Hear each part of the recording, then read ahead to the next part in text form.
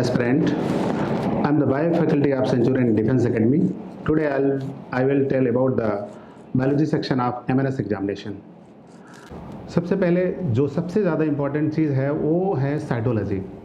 Cytology जो interconnect करती है पूरे बायोलॉजी को, चाहे प्लांट्स बायोलॉजी हो चाहे एनिमल्स के बारे में अगर हम बात करते हैं तो हर जगह पे वो इंटरकनेक्ट करता है। तो साइटोलॉजी में सबसे बेसिक स्ट्रक्चर के बारे में बात करते हैं कि सेल जैसे कि स्ट्रक्चरल और फंक्शनल यूनिट होती है।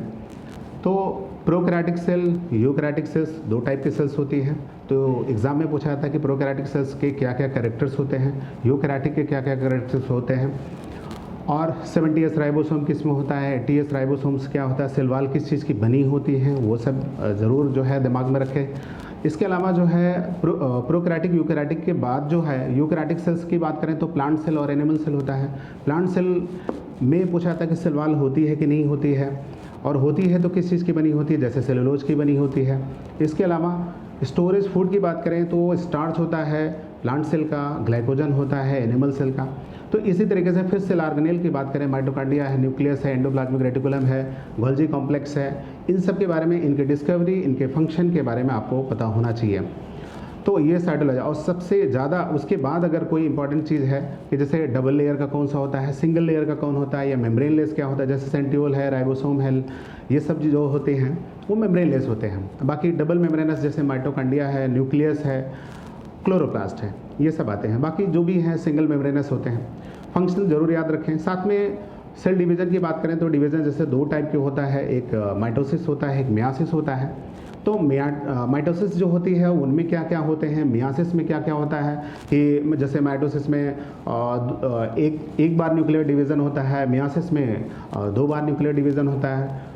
तो उसके बारे में आपको पता होना चाहिए कि क्या क्या कौन जेनेटिक वेरिएशन देता है। जैसे मियासिस जेनेटिक वेरिएशन देता है और जबकि माइटोसिस कोई वेरिएशन नहीं देता है। वो जैसे सेल्स होती हैं उसी की तरह मल्टीपल डिवीज़न होते जाते हैं। तो ये साइटोलॉजी के बारे में बात रही कि साइटोलॉजी में क्या क्या आता है। फिर आते हैं हम लोग लिविंग वर्ड की बात करते हैं। तो लिविंग वर्ड में कि लिविंग बीइंग क्या होता है, नॉन लिविंग क्या होता है। इसके अलावा बायोलॉजिकल क्लासिफिकेशन उसी में आता है। बायोलॉजिकल क्लासिफिकेशन में कि जैसे प्लांट्स, एनिमल, वायरस, इन सब के बारे में बायोलॉजिकल क्लासिफिकेशन। जैसे हम लोग में एग्ज़ाम में जो पूछा जाता है वो 5 किंगडम क्लासिफिकेशन, जैसे मोनेरा है, प्रोटिस्टा है, फंगस है, एनिमलिया है, प्लांटिया है। तो जिसमें कितने प्रोकैरियोट हैं, कितने यूकैरियोट हैं, कौन यूनिसेलुलर प्रोकैरियोट है, कौन यूनिसेलुलर यूकैरियोट्स है, उसके बारे में पूछा जाता है। थोड़ा थोड़ा कैरेक्टर उसको ध्यान रखें। बाकी प्लांट किंगडम की बात करें तो प्लांट किंगडम में जैसे एल्गी है, फंगस है, एल्गी है, इसके अलावा ब्रायोफाइटा है, टेरिडोफाइटा है, ये सब के बारे में आपको जानकारी चाहिए। इसके अलावा एनिमल किंगडम की बात करें, एनिमल किंगडम में जैसे शुरुआत अगर करें पोरीफेरा से, सिलेंटेटा की बात करें तो सिलेंटेटा की खास क्या बातें होती है, पोरीफेरा में क्या खास बात होती है, और जैसे आर्कियोसाइट्स होता है किस में पाया जाता है, किस में नहीं पाया जाता है, वैस्कुलर जो सिस्टम किस में पाया जाता है, वाटर कैनाल सिस्टम किस में पाया जाता है। पोरीफेरा की बात करें तो स्पंज वगैरह जो होती हैं उनमें क्या क्या सेल्स पाई जाती हैं, इकानोडर्मेट्स हैं, एनेलिडा है, आर्थ्रोपोडा है, ये सब, स्टारफिश है, कौन सी फॉल्स फिश है, कौन सा ट्रू फिश है। फिर कार्डेट्स की बात करें, कार्डेटा में जो होते हैं जैसे फिशेज हैं, इसके अलावा एम्फीबिया है, मैमल्स हैं, तो उनमें क्या क्या कैरेक्टर होते हैं, उनमें क्या क्या चीज़ें पाई जाती हैं, क्या नई चीज़ें पाई जाती हैं, उसके बारे में बात करते हैं। फिर नेक्स्ट आते हैं हम लोग कि एनाटॉमी ऑफ फ्लावरिंग प्लांट्स, कि मोनोकाट क्या है, डाइकाट क्या है, मोनोकाट में क्या पाया जाता है, डाइकाट में क्या पाया जाता है, उसके बारे में है। फिर structural organ of animals, animals क्या स्पेशली अगर देखें तो एनिमल्स के स्ट्रक्चर की बात करें तो हम लोग में 2 चीज़ें दिया है, एक अर्थवर्म दिया है और एक कॉकरोच दिया है। तो उनके माउथ पार्ट्स वगैरह हैं जैसे कॉकरोच का, वो सब हमें ध्यान रखना है कि कैसा चिविंग टाइप का होता है और इसमें हाइपोफेरिंग्स का काम क्या होता है, अर्थवर्म में क्लाइटेलर रीजन में क्या होता है, और फिर मोनोसियस है, डाइसियस है, कैसे है, उन सब के बारे में थोड़ा थोड़ा आपको एनसीईआरटी टच करके ही चलना है। एनसीईआरटी फोकस आपको ज़रूर रखना है। इसके अलावा प्लांट फिजियोलॉजी की बात करें, प्लांट फिजियोलॉजी में जैसे बहुत ज़्यादा खास तो नहीं है, प्लांट फिजियोलॉजी से क्वेश्चन नहीं आते हैं बहुत ज़्यादा, बट फोटोसिंथेसिस और रेस्पिरेशन ये 2 टॉपिक हैं जो आपको थोड़ा सा हल्का हल्का ध्यान रखना है। वो भी बहुत खास नहीं, जितना कि बाकी टॉपिक जो है इंपॉर्टेंट है उतना ज़्यादा प्लांट फिजियोलॉजी उतना नहीं है। फिलहाल अगर फैमिली की बात करें, प्लांट फैमिली की बात करें तो 3 ही फैमिली दिया हुआ है आपके एग्जामिनेशन के लिए, फेबेसी, और सोलेनेसी और लिलिएसी है। तो 3 फैमिली है, बस उसका फ्लोरल फार्मूला थोड़ा सा ध्यान रखेंगे और उसका जो है किस में एस्टिवेशन कैसा पाया जाता है, फ्रूट्स टाइप क्या होते हैं उनको ध्यान रखना है। अच्छा, फ्रूट्स वगैरह जैसे पूछा था, फ्रूट्स में कैसा फ्रूट्स है, सोलेनेसी में कैसा फ्रूट्स होता है, लिलिएसी में कैसा फ्रूट्स होता है, पोम कौन सा टाइप का पोम जो है क्या है, ये सब के बारे में, कौन सा जो है पार्थेनोजेनेसिस किस में होती है किस में नहीं होता, कौन सा ट्रू फ्रूट्स है कौन सा फॉल्स फ्रूट है, एरिल क्या होता है, एरिल जो लीची में पाया जाता है एरिल है, और पॉलन ग्रेन्स वगैरह जैसे हैं पॉलन ग्रेन्स उससे क्या होता है, जैसे स्टिग्मा स्टाइल जो होती है सैफरन का खाया जाता है, तो ऐसे पूछा था कि कॉलीफ्लावर क्या होती है, कॉलीफ्लावर फ्रूट है या क्या है, तो इन्फ्लोरेसेंस है। इसी तरीके से एस्टिवेशन वगैरह की फ्लावर का एस्टिवेशन वगैरह क्या होता है उनके बारे में थोड़ा थोड़ा जानना है। इसके बाद आते हैं हम लोग ह्यूमन फिजियोलॉजी, जो सबसे ज़्यादा अगर साइटोलॉजी की बात करें और ह्यूमन फिजियोलॉजी की बात करें तो ये 3-4 आपके टॉपिक ध्यान रखना है। एक सबसे ज़्यादा इंपॉर्टेंट है सेल बायोलॉजी, इसके बाद है ह्यूमन फिजियोलॉजी, फिर आपके हैं जेनेटिक्स और इकोलॉजी, ये खास, और साथ में अगर ह्यूमन रिप्रोडक्टिव हेल्थ की बात करें तो वो सबसे खास हैं। ये 5-6 टॉपिक आपके बहुत ज़्यादा कवर करते हैं। ह्यूमन फिजियोलॉजी की बात करें, जैसे ह्यूमन फिजियोलॉजी में सबसे ज़्यादा अगर इम्पॉर्टेंट है अगर कोई चीज़ तो है जैसे डाइजेशन है।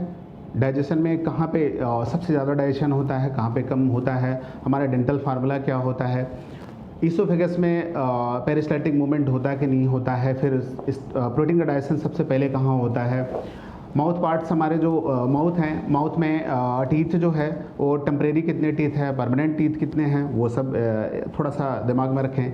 और उसके बाद जो है डाइजेशन के बाद जैसे आता है सर्कुलेशन की बात करें तो हार्ट के बारे में स्ट्रक्चर दिया हुआ है कि हार्ट हमारा जो है कितने चैम्बर का बना है, कहाँ से ब्लड आता है कहाँ पे नहीं आता है, किस चैम्बर में प्योर ब्लड होता है किस चैम्बर में इम्प्योर ब्लड होता है, और हमारा जो ट्राइकस्पिड बाइकस्पिड वाल होते हैं वो, और थोड़ा सा हार्ट के बारे में अगर देखें तो जो ईसीजी हमारा दिया हुआ है कि ईसीजी में क्या होता है, थोड़ा सा ईसीजी के बारे में दिया है कि PQRS जो वेव्स होती हैं उनका क्या काम होता है या उनके क्या फंक्शन होता है, आर्टियल सिस्टोल क्या होता है या डायस्टोल क्या होता है उनके बारे में, एसए नोड क्या है जिसको पेसमेकर कहते हैं, एवी नोड पेस सेटर कहते हैं, तो वो सब स्ट्रक्चर के बारे में थोड़ा मोड़ा जो है आपको ध्यान रखना है। मेनली डाइजेशन, सर्कुलेशन हो गया, और हार्मोन के बारे में जरूर जानकारी रखें। हार्मोन एंडोक्राइन सिस्टम हमारा है, कौन सा हार्मोन हाइपोथैलेमस से निकलता है, हाइपोथैलेमस को हम लोग मास्टर ग्लैंड कहते हैं, जैसे पिट्यूटरी को हम लोग मास्टर ग्लैंड कहते हैं। मेलेनिन कहाँ से निकलता है, हमारा FSH LH जो सिनर्जिक हार्मोन होते हैं, उसी तरीके से एंटागोनिस्टिक हार्मोन होते हैं। जैसे हम लोग बात करें एंडोक्राइन सिस्टम की, तो एंडोक्राइन सिस्टम अगर देखें तो जैसे ग्लैंड से निकलता है, 2 टाइप की ग्लैंड्स होती हैं, एक होता है एक्सोक्राइन, एक होता है एंडोक्राइन। जबकि एंडोक्राइन से निकलता है हमारे पास प्रोटीन निकलता है, और एंडोक्राइन से निकलता है हार्मोन निकलता है। तो सभी एंजाइम जो होते हैं वो प्रोटीनियस नेचर के होते हैं, जबकि हार्मोन जो होता है वो नेचर उसका अलग हो सकता है, वो प्रोटीनियस नेचर के भी हो सकता है, स्टेरॉइड का भी हो सकता है। तो हार्मोन के बारे में जैसे एड्रेनलिन है, एड्रिनल ग्लैंड से निकलती है। मेलेटोनिन हार्मोन जो है, मेलेटोनिन हार्मोन जो होता है वो हमारा पीनियल ग्लैंड से निकलता है। इसी तरीके से जो कुछ हार्मोन जैसे टेस्टिस से निकलते हैं, कुछ ओवरी से हार्मोन निकलते हैं, मेल फीमेल हार्मोन की बात करते हैं, वो सब आपको हार्मोन थोड़ा थोड़ा जो है जानकारी उसको चाहिए। कौन सा, जैसे इंसुलिन हमारा प्रोटीनियस हार्मोन था, इंसुलिन की डिस्कवरी किसने किया, इंसुलिन की डिस्कवरी जैसे किसने किया, मॉलिक्यूलर स्ट्रक्चर किसने दिया, तो डिस्कवरी किया था जैसे बेंटिंग एंड बेस्ट, उनको बेंटिंग बेस्ट को जो है डिस्कवरी किया। इसके बाद मॉलिक्यूलर स्ट्रक्चर की बात करें, एफ सेंगर को 2 बार नोबेल मिला इसी बात के लिए। इसके अलावा आते हैं हम लोग फिजियोलॉजी में, एक्सक्रीशन है, एक्सक्रीशन के अलावा ब्रीदिंग है, रिस्पिरेशन है, बहुत ज़्यादा ध्यान नहीं रखना है। फिजियोलॉजी में सिर्फ डाइजेशन है, इसके अलावा हार्मोन्स हमारे हैं, और साथ में सर्कुलेशन, ये 3 टॉपिक खास हैं। फिर आते हैं हम लोग इकोलॉजी की बात करते हैं। इकोलॉजी की बात करें तो इकोलॉजी जो होता है वो मेजर सेक्शन है, अगर हम बात करें बहुत सेल बायोलॉजी के बाद, और दूसरा ह्यूमन बायोलॉजी के बाद, ह्यूमन फिजियोलॉजी के बाद इकोलॉजी आता है। इकोलॉजी में आपको ये ध्यान रखना है, जो जैसे इकोसिस्टम हमारा क्या है, इकोलॉजी क्या है, फादर ऑफ इकोलॉजी कौन है, फादर ऑफ इंडियन इकोलॉजी कौन है। इसके अलावा जैसे एनर्जी पिरामिड के बारे में थोड़ा सा जानकारी आपको होना चाहिए कि एनर्जी पिरामिड कितने टाइप के होते हैं, कि मास का पिरामिड है, एनर्जी का पिरामिड है, नंबर का पिरामिड है। और जैसे एनर्जी का पिरामिड हमेशा अपराइट होता है, और कुछ जो होते हैं पिरामिड जो होते हैं कुछ इन्वर्टेड भी होते हैं, जैसे biomass of pond, number of tree. तो नंबर ऑफ ट्री और बायोमास ऑफ पॉन्ड, इन दोनों को सिर्फ इन्वर्ट होते हैं, तो बाकी सभी पिरामिड जो होते हैं आपके क्या होते हैं, वो अपराइट होते हैं। तो बस इतना ध्यान रखना। इसके अलावा जैसे इकोलॉजी में पूछा था कि एनर्जी जो ट्रांसफ़र होता है, ज़्यादातर अभी एग्जाम में रिसेंट जितने एग्जाम हुए हैं, चाहे जिस चीज़ का एग्जाम हुआ हो, कि एनर्जी ट्रांसफ़र एक ट्रॉपिक लेवल से दूसरे ट्रॉपिक लेवल में जाते हैं तो कितनी एनर्जी ट्रांसफ़र होती है, ओनली 10% एनर्जी ट्रांसफ़र होती है, और ये 10% लॉ है एनर्जी का। इस तरीके से हर्बीवोरस है कौन है, कार्निवोरस कौन है। हर्बीवोरस का जो है अल्टीमेट सोर्स ऑफ एनर्जी जैसे हमारे पास सन होती है, हर्बीवोरस में एनर्जी ज़्यादा होगी, कार्निवोरस में एनर्जी कम होगी। मतलब स्टेप टू स्टेप जब जाएंगे, आगे बढ़ते जाएंगे हम लोग, तो उनका नंबर भी घटता जाएगा और उनकी एनर्जी भी धीरे धीरे कम होती जाएगी। और थोड़ा सा एनवायरमेंटल जो इश्यूज़ हैं उनके बारे में पूछा जाता है। जैसे 2 फैक्टर तो हमेशा पूछे जाते हैं, एक है मॉन्ट्रियल प्रोटोकॉल, एक है क्योटो प्रोटोकॉल। जैसे मॉन्ट्रियल प्रोटोकॉल है तो मॉन्ट्रियल प्रोटोकॉल जो है ओजोन रिलेटेड होता है, और जो क्योटो प्रोटोकॉल होता है वो ग्लोबल वार्मिंग से रिलेटेड है। अब जैसे ग्लोबल वार्मिंग है, ग्लोबल वार्मिंग के लिए कौन कौन सी गैसेस खास हैं, जैसे सबसे ज़्यादा ग्लोबल वार्मिंग के लिए जिम्मेदार जो गैसेस होती है वो कार्बन डाइऑक्साइड होती है, उसके बाद है मीथेन है, फिर उसके बाद आता है क्लोरोफ्लोरोकार्बन, इसके अलावा आता है N2O या वाटर वेपर आता है। तो इस तरीके से कि ग्लोबल वार्मिंग के लिए जिम्मेदार कौन है, ओजोन डिप्लीशन के लिए। अब ओजोन डिप्लीशन की बात करें तो ओजोन डिप्लीशन के लिए जो है मेन गैस जो होती है क्लोरोफ्लोरोकार्बन होती है। हमारे लिए जो ओजोन हेल्पफुल है या नहीं है, तो ओजोन अगर हमारे लिए, अगर हमारे ट्रोपोस्फीयर में अगर आ जाती है ओजोन तो हमारे लिए बैड है, बट अगर स्ट्रेटोस्फीयर में है तो हमारे लिए प्रोटेक्टिव होती है। तो ये एनवायरनमेंट से ऐसे क्वेश्चन आपको ध्यान में रखना है। मेनली एनवायरनमेंट में जैसे हर्बीवोरस, कार्निवोरस, प्रोड्यूसर, और साथ में एनर्जी पिरामिड, साथ में एनवायरमेंटल इशू की बात करें वो सब ध्यान रखना है। और बस इतना ध्यान रखना है एनवायरनमेंट के बारे में। और कैसे बायोडाइवर्सिटी कहाँ पे ज़्यादा है अपने देश में या वर्ल्ड में, बायोडाइवर्सिटी कहाँ पे ज़्यादा है, कि स्पेशली जैसे अपने यहाँ ईस्टर्न घाट, वेस्टर्न हिमालय, ये 2 जगह पे बायोडाइवर्सिटी सबसे ज़्यादा है जो हॉट स्पॉट कहलाते हैं हमारे। और नेशनल पार्क आपके कितने हैं, नेशनल पार्क जो है वो क्या है, इसके अलावा वाइल्ड लाइफ सेंचुरी है, कितनी वाइल्ड लाइफ सेंचुरी है, ये सब पूछे जाते हैं थोड़े मोड़े। इसके अलावा अगर रिप्रोडक्टिव हेल्थ की बात करें, रिप्रोडक्टिव हेल्थ में जैसे डिजीज़ हैं, डिजीज़ से बहुत ज़्यादा क्वेश्चन पूछाते हैं। जैसे डिजीज़ की बात करें तो वायरल डिजीज़ कौन सी है, बैक्टीरियल डिजीज़ कौन सा है, किस आर्गन को इफेक्ट करती हैं। इसके अलावा डिजीज़ में और आते हैं जैसे ज़्यादा आजकल पूछा जा रहा है कि मॉस्किटो वगैरह के बारे में, कि जैसे प्लाज्मोडियम है वो कहाँ पे इफेक्ट करता है, प्लाज्मोडियम जो होता है वो कौन उसका वेक्टर होता है। अब जैसे क्यूलेक्स है, एनाफ्लीज है, एडीज है, मॉस्किटो कौन कौन से डिजीज़ फैलाते हैं उनके बारे में, ब्लैक डिथ डिजीज़ किसे कहते हैं, और हीमोफीलिया डिजीज़ जो होती है या कलर ब्लाइंडनेस होती है, इन सब के बारे में थोड़ा सा आपको ध्यान रखना होगा कि कौन से डिजीज़ किस आर्गन को इफेक्ट करती है। और इसके अलावा वायरल है, बैक्टीरियल है, प्रोटोजोन्स है, फंगस से है, थोड़ा बड़ा बस इसको ध्यान रखना है।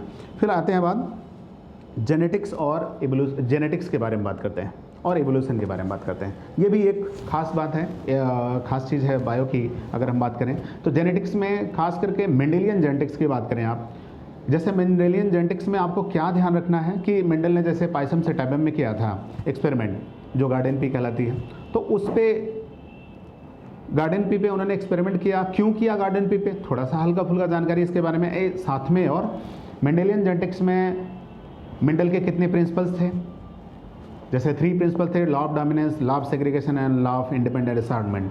साथ में उन्होंने जैसे बैक क्रॉस क्या है, टेस्ट क्रॉस क्या है, इसके अलावा monohybrid cross, dihybrid cross, test cross का रेशियो क्या होता है और बैक क्रॉस का रेशियो क्या होता है, वो सब थोड़ा सा ध्यान रखना है। इसके अलावा जैसे जेनेटिक्स में बात करें कि कुछ बीमारियां दिया हैं, कलर ब्लाइंडनेस जैसे दिया, हीमोफीलिया दिया है, तो वो सब हेरिडिटी डिजीज जो होती हैं कैसे कैसे किस में होता है। जैसे क्वेश्चन ये पूछे जाते हैं कि अगर पेरेंट्स में अगर फादर को जो है कलर ब्लाइंडनेस है, मदर नॉर्मल हैं, तो उनसे बच्चे कैसे हो सकते हैं नॉर्मल या डिजीज़ हो सकते हैं, कौन सा कैरियर हो सकता है, कौन सा नहीं हो सकता है। ऐसे क्वेश्चन थोड़ा सा हेरिडिटी से रिलेटेड पूछा जाता है। साथ में इवोल्यूशन की बात करें तो इवोल्यूशन में आपको ध्यान रखना है, इवोल्यूशन में कि जैसे इवोल्यूशन की थ्योरी किसने दिया, लुईस पास्चर ने क्या था, स्टैनले मिलर ने क्या था। इसके अलावा इवोल्यूशन में ही बात करें, लैमार्किज्म बहुत पूछा जाता है। लैमार्किज्म में जैसे लैमार्क की बुक का नाम पूछा जाता है कि फिलॉसफी ऑफ जूलॉजी की उनकी बुक है, साथ में उन्होंने उन्होंने थ्योरी अपनी दी थी, एक तो use and disuse of organ and inheritance of acquire character, ये 2 थ्योरी थी। बाकी लैमार्किज्म के बाद जो है, जैसे डार्विनिज्म की बात करें, डार्विन साहब ने दिया, तो डार्विन की अगर थ्योरी की बात करें तो डार्विन की कई थ्योरी थी। फिलहाल जैसे over production, struggle of existence, variation, survival of the fittest, natural selection, उनकी भी बुक वगैरह के बारे में थोड़ा मोड़ा पूछा जाता है कभी कभी कि नेचुरल सिलेक्शन के बारे में वो पूछा जाता है, नेचुरल सिलेक्शन किसकी थ्योरी थी, ऐसे पूछा जाता है। ठीक है, इसके अलावा फिर आते हैं हम लोग बायोटेक्नोलॉजी की बात करें तो बायोटेक्नोलॉजी की बात करें तो बायोटेक्नोलॉजी में बहुत ज़्यादा ध्यान नहीं रखना है, बस इतना रखना है कि बायोटेक्नोलॉजी में कि कुछ जैसे SCP की बात करते हैं, सिंगल सेल प्रोटीन, ये आजकल ज़्यादा पूछा जा रहा है। कुछ जैसे बैक्टीरिया वगैरह हैं, लैक्टोबैसिलस या ईस्ट वगैरह से फर्मेंटेशन की प्रोसेस से कैसे कैसे होता है, और बायोगैस क्या है, ये सब थोड़े से क्वेश्चन पूछे जाते हैं। बायोटेक्नोलॉजी बहुत ज़्यादा ना, एम्पिसिलिन है, एंटीबायोटिक वगैरह किसने पहले खोजी, कौन कौन से एंटीबायोटिक किससे बनती है, हमारे लाइफ में कितनी इंपॉर्टेंस है, उस सब के बारे में थोड़ा थोड़ा जानकारी उनके भी चाहिए। और इसके अलावा विटामिन की बात करना हम नहीं भूलेंगे, विटामिन बहुत ज़्यादा ज़रूरी है, चूँकि क्वेश्चन 1-2 क्वेश्चन तो विटामिन का पूछेगा आपके एग्जाम में। कौन सा वाटर सॉल्युबल विटामिन है, कौन सा फैट सॉल्युबल विटामिन है, जैसे सब्जियों को अगर हम पका के खाते हैं तो कौन सी विटामिन डिस्टर्ब होगी, जैसे सब्जियों को अगर पका के खाते हैं हम लोग, ज़्यादा पका के खाते हैं, जला के खाते हैं, तो विटामिन जो होती है वो सी डिस्टर्ब होती है, ख़त्म हो जाती है। और अगर जो है सब्जियों को जो है कटिंग करके खाते हैं, उसको धुल के कटिंग करके खाएं, अगर धुल के खाते हैं, काटने के बाद धुल के खाते हैं, तो बी और सी दोनों खत्म हो जाते हैं। कौन सा फैट सॉल्युबल है, जैसे हमारे बॉडी के अंदर कौन से जो विटामिन बन जाती हैं हमारी बॉडी के अंदर, लेकिन ज़्यादातर विटामिन हमारे बॉडी के अंदर नहीं बनते, लेकिन कुछ विटामिन बन जाती है, जैसे कुछ विटामिन ए है, डी है और थोड़ा सा के है हमारे अंदर। जैसे माइक्रोब्स है, माइक्रोब्स में कौन सा, जैसे ईस्चेरिया कोलाई है, वो हमारे क्या करता है, वो कुछ विटामिन के बनाने का काम करता है। तो कौन सा विटामिन है जो हमारे लिए फ़ायदेमंद है, सभी विटामिन तो फ़ायदेमंद हमारे हैं, और जैसे कौन से विटामिन किस चीज़ में पाई जाती है, उसके सोर्स क्या हैं, उनकी कमी से कौन सी बीमारी होती है, जैसे नाइट ब्लाइंडनेस है, जीरोप्थेल्मिया है, विटामिन ए की कमी से होती है। इसके अलावा ऑस्टियोमैलेसिया है, रिकेट्स है, विटामिन डी की कमी से होती है। तो सोर्सेज याद रखें, केमिकल फार्मूला याद रखें, जैसे फिलोक्विनिन है, विटामिन के का नाम है, इस तरीके से टोकोफेरॉल है, विटामिन ए का नाम है, रेटिनॉल है, विटामिन ए का नाम है। इस तरीके से आपको विटामिन किसने डिस्कवरी किया था और इसके बारे में कहाँ सोर्स है, बस ये सब विटामिन के बारे में थोड़ा सा ध्यान रखना, वाटर सॉल्युबल, फैट सॉल्युबल। अच्छा, जैसे इकोलॉजी की ही बात हम कर रहे थे, तो इकोलॉजी में एक चीज़ ज़रूर पूछा जाता है कि कॉम्बिनेशन, जो 2 स्पीसीज हैं उनका रिलेशनशिप के बारे में। जैसे रिलेशनशिप की बात करें तो रिलेशनशिप जैसे पैरासिटिक होता है, कॉमनसिलिज्म क्या होता है, सिम्बायोटिक रिलेशन क्या होता है, इसके अलावा जैसे म्यूचुअलिज्म रिलेशनशिप होता है, एमेंसिलिज्म क्या होता है। तो ये रिलेशन ज़रूर याद रखें कि 2 स्पीसीज के बीच में इंटरकनेक्शन कैसे होता है। जैसे अगर हम कॉमनसिलिज्म की बात करें तो एक को तो स्पीसीज को फ़ायदा होता है, लेकिन दूसरे को कोई भी फ़ायदा ना कोई नुकसान होता है। सिम्बायोटिक रिलेशन या म्यूचुअलिज्म दोनों को फ़ायदा होता है। पैरासिटिज्म की बात करें, पैरासिटिज्म की, तो एक को फ़ायदा होता है और दूसरे का हमेशा नुकसान होगा। कंपटीशन की बात करें तो दोनों को नुकसान होता है। तो ऐसे आपको कुछ रिलेशन के बारे में आपको याद करके रखना है कि कौन सा रिलेशन कौन सा नहीं है। तो बेसिकली आपको एनसीईआरटी टच करके चलना है, एनसीईआरटी को ध्यान में रख के चलना है, और बाकी आपके जो प्रीवियस ईयर का क्वेश्चन है उसको भी ध्यान रखिएगा कि कैसे क्वेश्चन वगैरह आते हैं। अगर आपके पास कुछ मैटर मिलते हैं तो उसको देखिए कि क्वेश्चन किस तरीके से आते हैं एग्जाम में, उसको ध्यान रखिए। बाकी एनसीईआरटी को टच में रखिए, और बेसिकली जो आपके पॉइंट्स हैं, जो मेन पॉइंट्स आपको फोकस करना है, सेल बायोलॉजी, इसके अलावा जेनेटिक्स, इसके अलावा ह्यूमन फिजियोलॉजी, इसके अलावा इकोलॉजी, और थोड़ा सा डिजीज़ के बारे में, विटामिन के बारे में। हमारे पास एमएनएस के लिए जो मटेरियल, स्टडी मटेरियल है वो हमारी साइट पे है, और डिस्क्रिप्शन बॉक्स में आप लिंक दिया हुआ, उस पर जाके आप चेक कर सकते हो। आप इन सब चीज़ों को ध्यान रखें, और साथ में ऑल द बेस्ट आपके एग्ज़ाम के लिए। जय हिंद।